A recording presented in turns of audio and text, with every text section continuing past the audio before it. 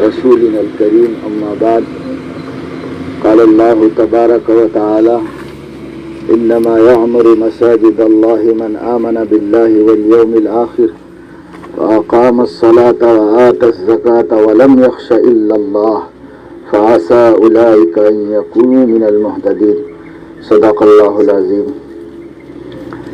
مسلمان جہاں کہیں آباد ہوتے ہیں ان کی دو بنیادی ضرورتیں ہوتی ہیں، دین کے اعتبار سے، اسلام کے اعتبار سے، اور دنیاوی زندگی کے اعتبار سے بھی کچھ بنیادی ضرورتیں ہوتی ہیں کہ آدمی کا اپنا مکان ہو جس میں وہ اپنا سر چھپا سکے، دھوپ سے، گرمی سے، بارش سے، شدت سے، حدت سے اپنے کو محفوظ رکھ سکے۔ اسی طریقے سے اس کو کھانا پانی کے اسباب میسر ہوں اور وہ بھوک لگے تو کھانا کھا سکے، پیاس لگے تو پانی پی سکے، اور تیسرے یہ کہ اس کے اپنے تن بدن ڈھانکنے کے لیے لباس ہو اور اس سے اس کی ضرورتیں پوری ہو جائیں۔ دنیا کہتی ہے کہ انسانوں کی بنیادی ضرورتیں یہی تین ہیں: روٹی، کپڑا، مکان۔ جس کی زبان پر دیکھو یہی انسانوں کی بنیادی ضرورتیں کیا ہیں؟ روٹی، کپڑا، مکان۔ لیکن یہ انسان کے جسم کے اعتبار سے واقعی بنیادی ضرورت ہے، اس میں کوئی شک نہیں، لیکن انسان کو اس کی روح بھی تو ساتھ میں ہے۔ صرف جسم ہی سے تو انسان نہیں انسان ہوتا، ہر انسان روح اور جسم کے مجموعے کا نام ہے۔ تو جب جسم کا تو ساری دنیا میں چرچا چل رہا ہے کہ سب روٹی، کپڑا، مکان یہ بنیادی ضرورت ہے، ہر شخص کو ملنا چاہیے، ہر انسان کو ملنا چاہیے، تو ٹھیک ہے، لیکن جو اس کی روح ہے اس کی کیا بنیادی ضرورت ہے یہ بھی تو جاننا چاہیے کہ روح کی بنیادی ضرورت کیا ہے۔ تو روح کی بنیادی ضرورتیں جو ہے وہ دو ہیں، ایک ہے دین کا علم اور دوسرے ہے اس پر عمل۔ بس یہ دو چیزیں، یہ اس کی بنیادی ضرورت ہے۔ اگر آپ مادی اعتبار سے جاننا چاہیں تو آپ یوں سمجھ لیجئے ہر مسلم بستی کی بنیادی ضرورت وہ مسجد اور مدرسہ ہے، یہ اس کی بنیادی ضرورت ہے۔ مسجد ہونا چاہیے، مدرسہ ہونا چاہیے۔ جہاں کہیں بھی آپ آباد ہوں آپ کی دو ضرورتیں اہم ہیں، بلکہ ایک بزرگ نے یوں فرمایا ہے کہ مسجد جو ہے وہ بستی کا دل ہے اور مدرسہ بستی کا دماغ ہے۔ اگر دماغ نہ ہو تو بیکار ہے انسان، اور دل نہ ہو تو بھی بیکار ہے۔ ایسے ہی جس بستی میں مسجد نہیں ہے وہ دل سے محروم بستی، مردہ بستی، اور جس بستی میں مدرسہ نہیں ہے، دینی تعلیم کا انتظام نہیں ہے، وہ بستی بھی مردہ ہے، اس لیے کہ وہ دماغ سے محروم۔ دماغ فیل ہو جائے تو مردہ، دل فیل ہو جائے تو مردہ، بس۔ اور یہ دو اعضاء کا سالم رہنا زندگی، باقی سب جسم کے بیماریوں کو سہا جا سکتا ہے، سنبھالا جا سکتا ہے، درست کیا جا سکتا ہے، لیکن دماغ کام بند کر دے تو کوئی علاج نہیں، اور دل کام بند کر دے تو کوئی علاج نہیں، یہ اس کو لے جا کے مٹی میں ملا دو، قصہ ختم۔ اسی طریقے سے میرے دوستو، جس مسلمانوں کی بستی میں مسجد نہیں ہے وہ مردہ بستی ہے، اور جس میں مدرسہ نہیں ہے وہ بھی مردہ بستی ہے۔ مسجد تو ہے بہت شاندار، لیکن مدرسہ نہیں، بچوں کی دین کی ضروری تعلیم کا انتظام نہیں، چاہے مسجد کے اندر ہو چاہے الگ سے ہو، اگر ہے تو ٹھیک ہے، اگر نہیں ہے تو وہ بستی مردہ ہے۔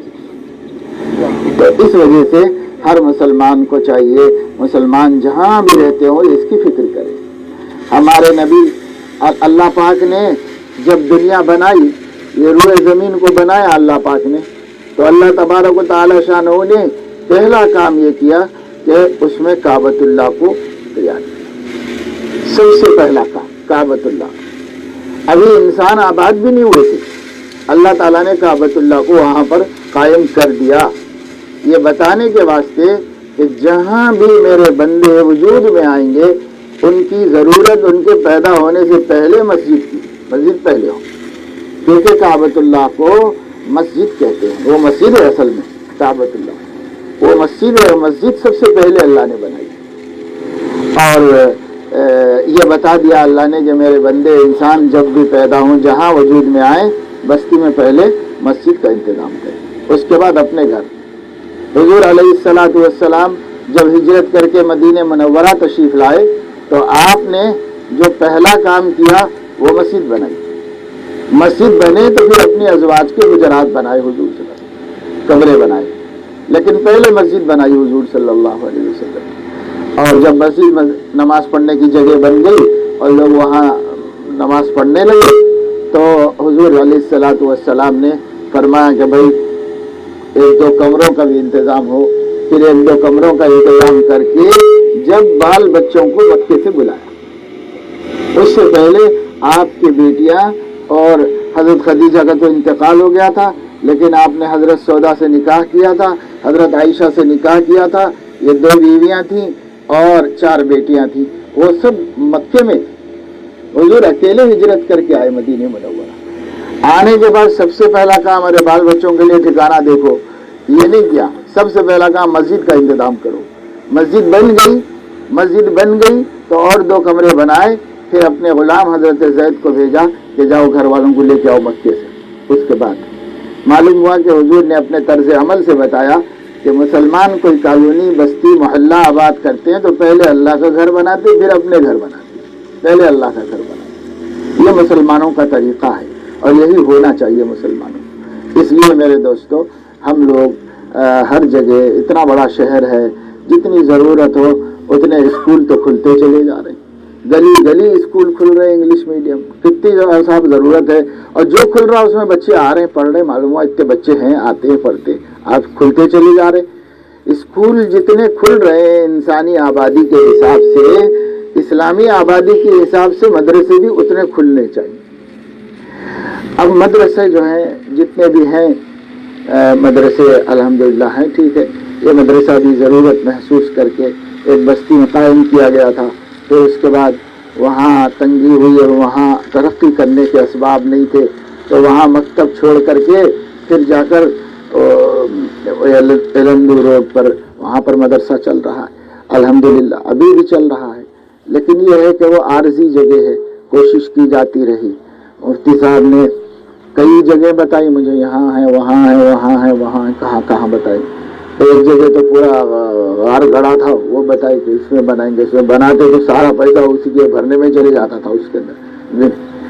ایک اور جگہ کہیں بتائی تھی، اور جگہ دیکھے، ایک مرتبہ گاؤں کے قریب میں کسی گاؤں میں دیکھ کے آ رہے تھے تو واپسی میں عیدگاہ کے پاس سے گزرے تو میں نے کہا کہ بھائی دیکھو یہ جگہ کتنی اچھی ہے مدرسہ چلانے کے واسطے، صاف ستھری جگہ ہے، ایک دم سے زمین مسطح ہے اور کھلی ہوئی ہے دور دور تک، پھر اپنی عیدگاہ ہے، دین کا ماحول، دین کا اگر اوقاف والوں سے یا عیدگاہ والوں سے اگر ہم کو تھوڑی سی جگہ یہاں مل جائے روڈ کے کنارے پر تو یہ بے فکری کی جگہ ہے، کیونکہ مدرسہ بورڈنگ ہے، اس میں بچے رہتے ہیں، چھوٹے چھوٹے بچے رہتے ہیں، رات میں دن میں کوئی بات پیش آئے، ہم کسی کونے میں کجرے میں جا کے کسی گاؤں میں جا کے بنائیں گے تو ان کی دیکھ بھال کیسے ہوگی؟ خدا نہ خواستہ کوئی بات پیش آ جائے، کوئی بچہ کی طبیعت زیادہ خراب ہو جائے، کچھ ہو جائے، اس رات کو گاؤں میں کیا ہوگا؟ اس لیے ہم نے کہا بھائی کم سے کم شہر کے باہر ہو، شہر میں نہیں، شہر میں ایک تو خریدنا مشکل اور دوسرے شہر کے اندر ہمہ ہمی رہتی ہے، مگر شہر سے لگی ہوئی جگہ ہو اور روڈ قریب میں ہو تاکہ کوئی بات ہو سیدھے سے ہم فوراً شہر میں جا سکیں اور شہر سے لوگ آ سکیں، شہر کو جا سکیں۔ اس کے لیے مدرسے کو مستقبل میں سوچ کر کبھی اشرار، کبھی بدماش قسم کے لوگ ہوتے ہیں، پھر قوارانہ فسق، ارے مذہبی جگہ کیا جگہ، اس کے اوپر اگر کوئی خدا نہ خواستہ نیت خراب کرے تو اس وقت میں کیا ہوگا؟ نظام آباد میں ایسا ہوا، شہر کے اندر ایک جگہ فسادات ایسے ہو رہے تھے، مسجد میں مدرسہ تھا، بہت بڑا مسجد کی عمارت ہے قدیم، تو اس میں مدرسہ بھی چلتا تھا، مسجد بھی تھی، مسجد کا گیٹ بند تھا اور کچھ لوگ بدماشی شرارت پر رات میں اتر آئے اور جگہ جگہ وہ جلاتے ہوئے چلے گئے۔ اب مسجد کھلی نہیں تو مسجد کے سامنے بھی آگ لگا دی، تو اب اندر سے بچے حیران ہو رہے، پریشان ہو رہے، اور جو ان کے نگراں تھے وہ ذمہ دار کو فون کرے تو ذمہ دار آ گئے، مگر اب جائیں گے کہاں، جانے کا بھی نہیں، کچھ تو راستہ نہیں ہے، بلوائی کھڑے ہوئے ہیں، بوم چل رہی ہے، ایسا ہو رہا۔ تو پھر ایسے بہت سے تجربے ہیں، جن تجربوں کے بعد ہمارے ذہن میں یہ بات ہمیشہ رہتی ہے کہ مدرسہ شہر کے باہر ہو لیکن اتنا قریب میں ہو اور راستے اتنے صاف ستھرے ہو کہ وہ فوراً سے مدرسے والے شہر میں آ سکیں اور شہر والے مدرسے کو جا سکیں، کوئی بات پیش آ جائے تو فوری۔ تو اس وجہ سے یہ سوچا جا رہا تھا، وہ جگہ ہم کو اچھی لگی تھی، اس سلسلے میں کوشش ہوتے ہوتے ہوتے اللہ کو یہ جگہ منظور تھی۔ جو چیز اللہ پاک نے ازل میں لکھی ہوتی ہے اسے کون بدل سکتا ہے؟ اللہ تعالیٰ تقدیر فرما چکے، اس دنیا کے بننے سے پہلے تقدیر فرما چکے اللہ تعالیٰ، اور جو کچھ بھی ہوتا ہے وہ تقدیر کے مطابق۔ ہم سب 7 باتوں پر ایمان لائے، اس میں سے والقدر خیرہ و شرہ من اللہ تعالی، ہر اچھا برا اللہ کے حکم سے ہوتا ہے، جو اس نے لکھ دیا ہے، ابھی اس میں کوئی رد و بدل بھی نہیں، بس جو لکھ دیا ہے وہی ہوتا ہے۔ اب کسے پتا تھا اتنی دفعہ یہاں سے لوگ آتے ہوں گے، جاتے ہوں گے، گزرتے ہوں گے، اور یہ جھاڑ جھنکار میں چھپی ہوئی یہ زمین، کس کو پتا تھا کہ اللہ پاک نے اس کو اپنے گھر کے لیے اور اپنے حبیب کے گھر کے لیے قبول فرمایا ہوا ہے اور طے کر کے رکھ دیا ہے اللہ پاک نے کہ یہاں مسجد بنے گی اور میرے بندے عبادت کریں گے، یہاں مدرسہ بنے گا اور میرے بندے میرے دین کا علم حاصل کریں گے، قرآن کی حفاظت کریں گے۔ یہ اللہ نے لکھ رکھا تھا، ہمیں کیا پتا تھا، کسے کیا پتا تھا؟ فارسی زبان کا ایک مقولہ ہے، من درچ خیالم و فلک درچ خیال، میں کیا منصوبے بنا رہا ہوں، آسمان کیا منصوبے بنا رہا، چلے گا اسی کا، اپنا تو چلے گا نہیں، اللہ کی چلتی ہے۔ اللہ نے یہ جگہ دی اور یہ بہت اچھی ماشاءاللہ اس جگہ سے بھی بہتر ہے اس اعتبار سے کہ آبادی سے متصل ہے۔ سڑک دیکھو، ابھی میرا تجربہ یہ ہے کہ جہاں مدرسہ اللہ کا نام لے کے کام شروع ہوا وہی اللہ تعالیٰ نے ترقی شروع کرا دی، علاقے کی ترقی۔ وہیں نارائن پور میں ہم لوگ گئے تھے تو ایسی جگہ پہ گئے تھے، کوئی بیٹھنے کی بھی جگہ بھی نہیں تھی، جب بھی جاتے تھے ایک املی کا جھاڑ تھا، بس اس کے نیچے بیٹھتے تھے، اسی کے نیچے لیٹتے تھے، وہیں بیٹھ کے کام کراتے تھے، وہیں رہتے تھے، اور کوئی ٹھکانا نہیں، کچھ نہیں، ایسی جگہ پر تھی۔ اب صورتحال یہ ہے کہ جس قصبے کو گزشتہ 60 سال میں ترقی نہیں ملی، وہ نظام اسٹیٹ سے ایک اچھا قصبہ چلا رہا ہے اس وقت سے، لیکن آج اس کا حال یہ ہے کہ وہاں پر ڈبل سڑکیں بن گئی ہیں، سب علاقے ہو گئے ہیں، شہریت آئی، میں گیا تو دہی ڈھونڈوایا تو کہیں نہیں ملا دہی۔ اب صورتحال یہ ہے کہ کئی بڑی بڑی بیکریاں ہو گئی ہیں، سویٹ ہاؤس ہو گئے ہیں، ہوٹلیں ہو گئی ہیں، اور جو ہے ضرورت کی ہر چیز فراہم، ایک شہر سا بن گیا ہے، اچھا بڑا سا شہر۔ اور جہاں مدرسہ تھا اس مدرسے کے سامنے بھی سب سے پہلے سڑک بنی۔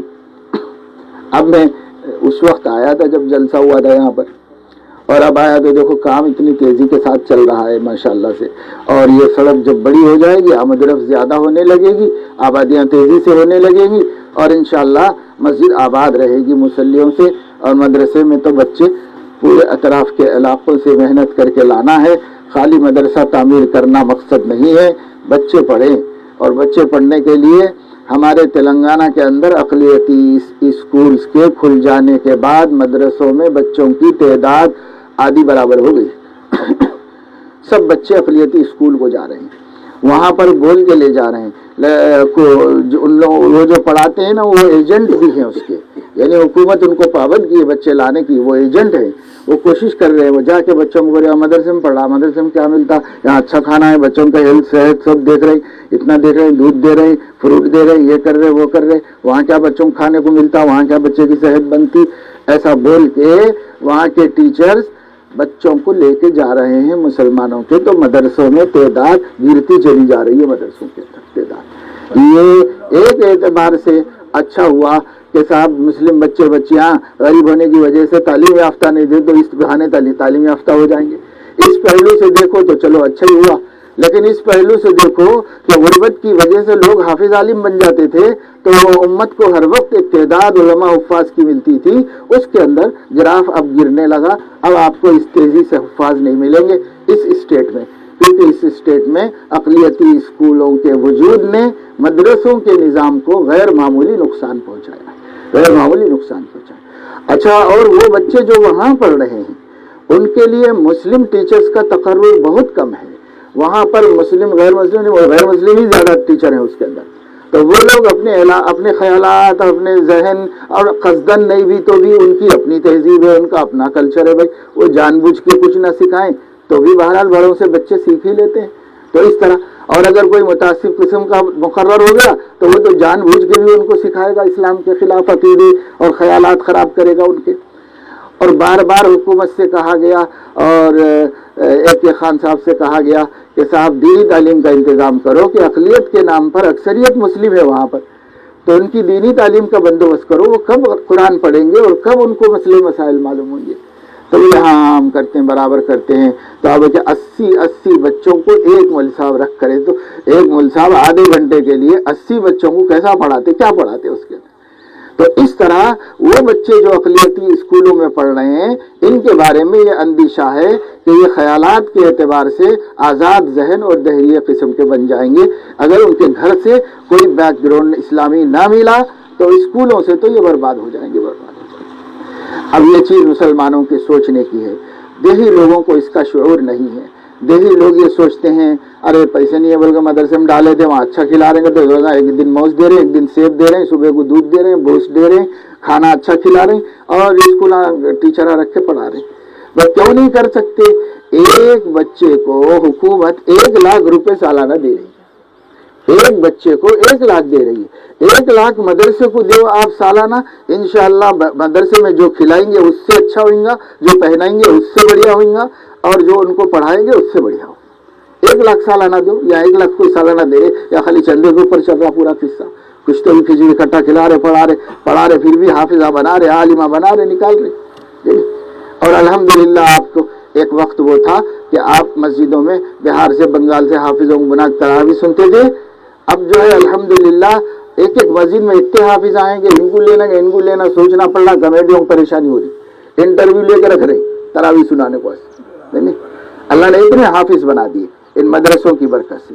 لیکن پھر کیا نظر لگی یا ہم سے کیا کوتاہی ہو گئی کہ اب یہ جو نظام حکومت نے چلایا ہے وہ اچھا سوچ کے چلایا ہوگا، لیکن ہمارے کو رزلٹ میں تو بہت خسارہ، بہت نقصان اٹھانا پڑ رہا ہے اس رزلٹ کے اندر. اسے ہمیں سوچنے کی ضرورت ہے. 2 کام یہاں ماشاءاللہ بہت ذمہ دار سمجھدار حضرات ہیں. آپ لوگوں سے میں ایک درخواست یہ کروں گا کہ اسکول رہنے دو، اور بچے پڑھ لیتے ہیں، پڑھ لینے دو، خاص طور سے بچیاں پڑھ لیتی ہیں، ان کو پڑھ لینے دو اس کے اندر، لیکن ان کے ایمان کی حفاظت اور قرآن اور مسائل کے تعلیم کے واسطے پریشر بنائیے. آپ ذمہ داروں کے اوپر اتنا پریشر بنائیے جیسا بستی میں کرنٹ لانے کو واسطے بنا لیتے ہیں، بورنگ کھدانے کو واسطے بنا لیتے ہیں، بستی کی ہر ضرورت پوری کرا لیتے ہیں ملے کو پکڑ کے. ایسے ہی یہ ضرورت بھی ہم پوری کریں. خاص طور سے اقامتی جو مائنارٹی کا گرلز اسکولز ہیں، اس میں تعلیم کا انتظام ہماری عورتوں کے ذریعے سے کریں، اور ان سے بولیں ایسا نہیں چلتا آدھے گھنٹے میں. ہمارے بچوں کو، ہر بچے کو قرآن پڑھنا فرض ہے. اگر قرآن نہیں پڑھاتے بولے تو ہم نکال لیتے مدرسے میں سے بولنا. اگر ایسا بولیں گے پیرنٹس تو برابر قرآن پڑھانے کا وہ انتظام کریں گے. اور اگر وہاں نہیں پڑھیں گے، وہ بچیاں پڑھ کے نکلے تک شادی کا ٹائم ہوتا، شادی کر کے دے دیتے، عمر بھر قرآن پڑھنا ان کو نہیں آئے گا، پوری زندگی مجرم رہیں گے، اللہ کے ہاں مجرم رہیں گے. یہ ہماری ذمہ داری ہے. اقلیتی اسکولوں میں دین کی تعلیم کا کوئی نظام آپ لوگ مؤثر بناؤ، اور کم از کم اپنے علاقے کا تو بنا لو بھائی. اتنا مؤثر انتظام ہونا چاہیے، خاص طور سے لڑکیوں کا. اور جہاں تک بوائز مائنارٹی اسکول ہیں، ان کے بارے میں ہمارا ماننا یہ ہے کہ جہاں تک ہو سکے اس کی ہمت افزائی مت کریے، ان بچوں کو مدرسوں میں پڑھنے کا انتظام کیجیے. اور مدرسے والوں سے ہماری گزارش یہ ہے کہ ضروری عصری تعلیم مدرسے میں ضرور پڑھاؤ مدرسے کے اندر. خالی قرآن پڑھا کے حافظ بنا کے نکال دیے، ABCD نہیں آتی، تیلگو نہیں آتی، لکھنا پڑھنا نہیں آتا، کیا بھی نہیں آتا، ویسا کیسے جن گا دنیا کے اندر. اس لیے مدرسے والوں کو بچوں کے لیے عصری تعلیم بقدر ضرورت کمپلسری دینی مدرسے میں ہونا چاہیے، اور اس کے ساتھ ساتھ ہم دینی تعلیم کی حفاظت کریں. علم مدرسوں میں محفوظ کیا جا رہا ہے، قرآن بھی حدیث بھی. اگر مدرسے ختم ہو جائیں گے، نہ قرآن باقی رہے گا، نہ حدیث شریف باقی رہے گی، نہ فقہ باقی رہے گی، اور لوگ جو ہے بس اب دہریے ہی بن جائیں گے، سب ختم ہو جائیں گے. اس وجہ سے اس کی بڑی ضرورت ہے. تو مدرسے اپنے نظام کو بدلیں، اور ہم اپنے بچوں کو دوسری جگہ جانے سے روکیں، اور ان کو یہاں پر لا کے شریک کریں، اور اس طرح بچوں کو تعلیم دلائیں. مفتی صاحب سے یہ کہنا ہے کہ شہر کے بچے آنے والے بچوں کو پڑھانا ہمارا مقصد نہیں ہے. آنے والے تو پڑھیں گے ہی، ان کو پڑھانا ہی ہے. ہمارا مقصد ہے نہیں آنے والوں کو ڈھونڈ ڈھونڈ کے لانا، پکڑ پکڑ کے لانا، ان کو پڑھانا. جو بچے گاؤں میں ہیں، جو بچے دیہاتوں میں ہیں، ان کے ماں باپ یہ بول رہے ہیں نقو صاحب کیا بھی نہیں پڑھانا لکھانا، آپ بچوں کو پڑھا لکھا تو زمین کون کرتا، یہ کون دیکھتا، وہ کون دیکھتا، ایسا بول رہے ماں باپ. ارے بھائی زمین بھی کرنے دو، مگر پڑھ لکھ کے کرو، پڑھ لکھ کے کرو زمین. آج جو ہے میں ٹانڈوں میں گیا جانوروں کے سلسلے میں، کئی برس پہلے کی بات ہے، سرسلہ کے بڑے بڑے ٹانڈوں میں گیا جدھر کوئی ان کے علاوہ آبادی نہیں، لمباڑوں کے علاوہ کوئی آبادی نہیں. ان کے ٹانڈوں میں گیا اور ہزاروں ٹانڈے ہیں اور جھاڑوں میں پہاڑوں میں جانور پالتے ہیں، تو ان کے پاس ہم جانور کے سلسلے میں گئے تھے. تو وہاں پر میں نے دیکھا جو لوگ آ کے بچے نوجوان مل رہے لمباڑوں کے، انہیں ایم اے کرا ہوا ہے، انہیں بی اے کرا ہوا ہے، انہیں گریجویٹ ہے، انہیں دبئی میں کام کر کے آیا ہے، انہیں وہاں کر کے آیا ہے، اور ہمارا جبہ دیکھ لے کے جلدی جلدی بھاگ کے آ گیا. عربی میں بات کر رہا ہوں. لمباڑا وہ گاؤں میں جانے کے راستے نہیں، وہاں سے جا کے. تو اب آپ جو ہے بتائیے کہ ان لوگوں نے جو ہے تمام اقلیتوں نے اور تمام دلت اقوام نے حکومت کے تحفظات سے فائدہ اٹھا کر کے بھرپور کوشش کی ہے کہ لوگ پڑھ لکھ لیں، بچے پڑھ لکھ لیں. رکشہ چلا رہے، آٹو چلا رہے، ٹیکسی چلا رہے، پڑھنا لکھنا آتا ہے ان لوگوں کو. اس کے باوجود حیدرآباد میں پورے ٹیکسیاں ڈرائیور وہ پورے چلا رہے. تو کیا ہے، ہمارے بچے کیوں نہیں پڑھتے، ہمارے بچوں کو ہم کیوں قابل نہیں بنا لیتے؟ بے شک ہم کو تحفظات نہیں دیا گیا ابھی تک، لئی تو لال میں مسئلہ پڑا ہوا ہے، لیکن اب اس پہ کیا ڈیپینڈ کرنا ہے، کہتے اپنا پیسہ خرچہ کر لے گے، اپنی کوشش سے اپنے بچوں کو پڑھا لیں. ہر نہیں پڑھنے والے کو پڑھائیں، دنیا کی تعلیم ہو یا دین کی تعلیم ہو. بہرحال بات نکل گئی تو میں کچھ آپ لوگ شہر کے ذمہ دار حضرات ہیں، سمجھدار حضرات ہیں، فکر مند حضرات ہیں، اس لیے میں نے یہ بات بتائی ہے کہ مدارس کا نظام آؤٹ کرنے کی فکر حکومت کر رہی ہے.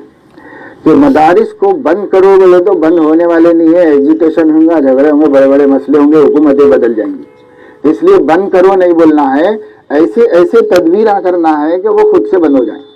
ایسی تدبیریں کرنا ہے، اور ایسی تدبیریں ابھی ہیں. اور 2019 کے بعد کے منصوبوں میں کہا یہ جا رہا ہے کہ مدرسہ ان کے ایجنڈے میں داخل ہے. پورے ملک کے مدرسوں کے بارے میں وہ سوچیں گے. اس کے بعد اگر دوبارہ آئیں گے تو مدارس کے بارے میں ان کو سوچنا ہے. مدارس والے ابھی ٹائم ہے، اپنے سسٹم کو ایسا کر لیں کہ کوئی اعتراض کرنے کا موقع نہ رہے. ابھی ٹائم ہے چند مہینے کا، اس میں بھی کر لے سکتے. کہ صاحب اس وجہ سے گھسے کہ بچے یہ پڑھ کے کیا کریں گے، ان کو کچھ بھی نہیں آ رہا، تو نہیں ہم پڑھا رہے ہیں بھائی، ہم انگلش بھی پڑھا رہے ہیں، ہم تیلگو بھی پڑھا رہے ہیں، ہم یہ بھی پڑھا رہے ہیں بول کے بول سکتے ہیں. اور اگر یہ کہیں گے بچے کیسے جئیں گے، کیسے کمائیں گے، وہ بھی ہم سب سکھا رہے ہیں. غریب بچوں کو کوئی صنعت خانہ قائم کرو، یہاں بہت بڑی جگہ ہے. ہم نے مفتی صاحب سے کہا ہے کہ ایک ایک کام شروع کرو.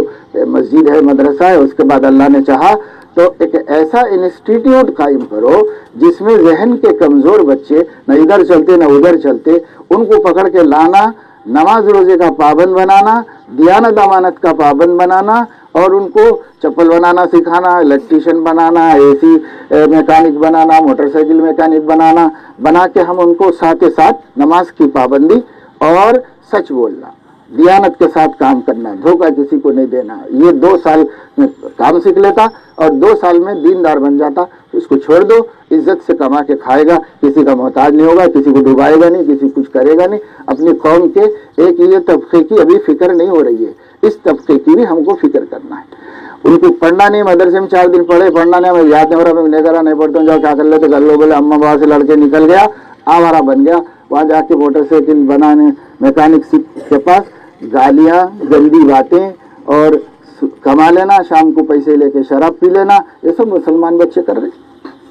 یہ مسلمان بچوں کے لیے ہم یہ بھی فکر کرنا ہے، اور یہ مفتی صاحب کو بھی کرنا فکر ہے کہ عالم صرف دیندار لوگوں کے واسطے نہیں ہے، عالم پوری امت کے گندے سے گندے انسان کے واسطے بھی عالم ذمہ دار ہے، اس کی بھی فکر کرنا ہے. تو اس واسطے اللہ نے چاہا ارادے عزائم رکھو، اللہ نے چاہا تو اپنی قدرت سے ہمارے عزائم کو پورا کرے گا. ہم قوم کے بچوں کو بے عزت زندگی سے بچا لیں، اس کے لیے ہم پوری کوشش کریں گے، فکر کریں گے. یہ مدرسہ پوری امت کی فکروں کے واسطے ایک مرکز ہوگا انشاءاللہ. یہ مدرسہ صرف جو ہے رسمی طور پہ پڑھا لینے 4 بچے آئے پڑھ لیے، چندے وصول کر لیے، انشاءاللہ ایسا نہیں رہے گا.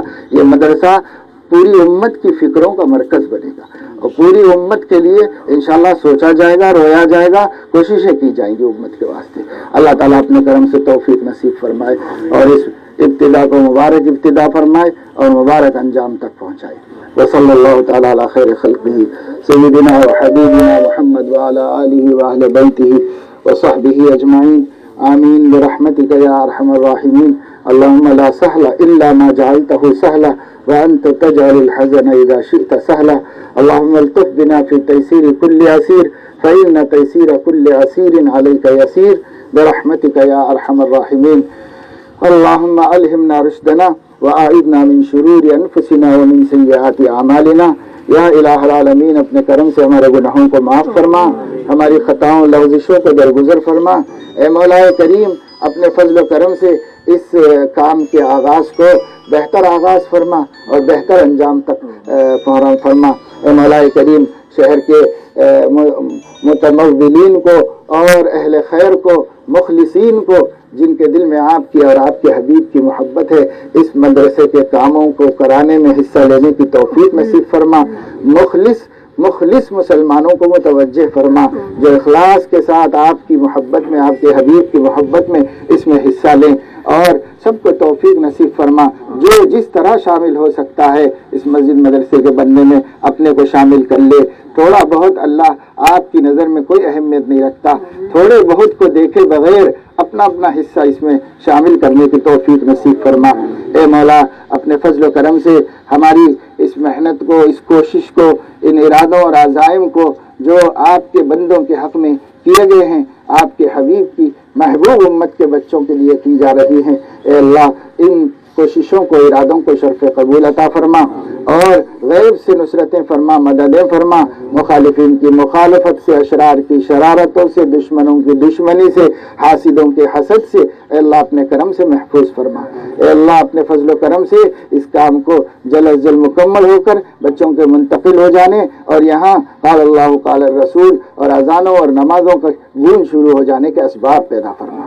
اے اللہ یہ موقوفہ اراضی تیرے نیک بندوں نے تیرے نام پر وقف کر کے صدیاں بیت گئی ہے اور اس وقت سے ویران پڑی ہوئی، اے اللہ اب اس کے آباد ہونے کے اسباب پیدا فرما اور واقفین کی روحوں کو شاد فرما اور ان کو اس کا بہترین اجر عطا فرما۔ جن لوگوں نے اس زمین کے حصول میں مددیں کی ہیں، دعائیں کی ہیں، کوششیں کی ہیں، اے اللہ ان سب کے اموال میں، اولاد میں، اعمال میں برکت نصیب فرما۔ اے اللہ ان سب کو اس کا بہتر اجر عطا فرما اور جو آئندہ تعاون کرنے والے ہیں ان سب کے کاروبار میں برکت نصیب فرما، ان کے گھروں میں اتحاد و اتفاق پیدا فرما، خلوص محبت کا معاشرہ اور خاندان نصیب فرما۔ اے مولا اپنے فضل و کرم سے ہماری اور ہر مومن کی جملہ حاجات اور ضروریات کو پورا فرما، پوری امت مسلمہ کو امن و امان نصیب فرما، ہر مظلوم کو ظالم کے ظلم سے نجات عطا فرما۔ اے اللہ پورے عالم میں امن قائم فرما، ہمارے ملک میں بھی امن قائم فرما، ہمارے اسٹیٹ کے ہونے والے الیکشن میں انسانیت نواز اور فرقہ وارانہ یکجہتی رکھنے والے اور انسانوں کو ایک نظر سے دیکھنے والوں کو غالب فرما۔ اور اللہ جو لوگ دشمن ہیں، انسانیت کے دشمن ہیں اور فتنہ اور فرقہ چاہتے ہیں، ان لوگوں کو غالب ہونے سے اپنی قدرت سے حفاظت فرما۔